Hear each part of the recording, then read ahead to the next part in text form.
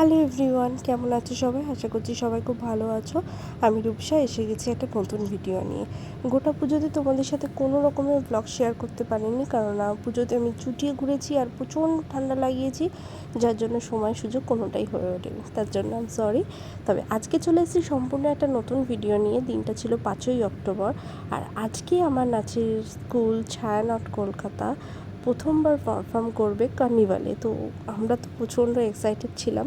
তো সকাল সকাল চলে এসেছি রবীন্দ্র ভবনে রেডি হওয়ার জন্য, মেকআপ করার জন্য, কেননা অতগুলোর মেয়ে একসাথে স্কুলে রেডি হওয়াটা পসিবল ছিল না, তাই জন্য রবীন্দ্র ভবনটা আমরা বুক করেছি। আর এই দেখো এখানে আমাদের বাস চলে এসছে। তো বাসের সামনে দাঁড়িয়ে সবাই একটু ছবিও তুলে নিচ্ছিল আর কি।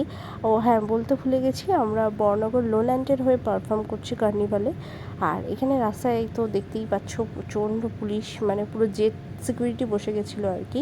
আর এখানে আমরা এইভাবেই গন্তব্যের দিকে এগিয়ে যাচ্ছিলাম বিভিন্ন রকম বাধা বিপত্তি পেরিয়ে।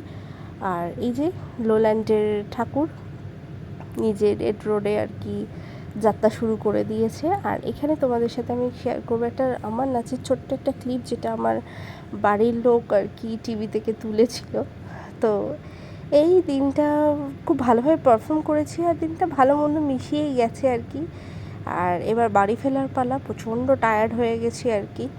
তো চলো সবাইকে টাটা, আর পরে একটা নতুন ভিডিওতে দেখা হবে।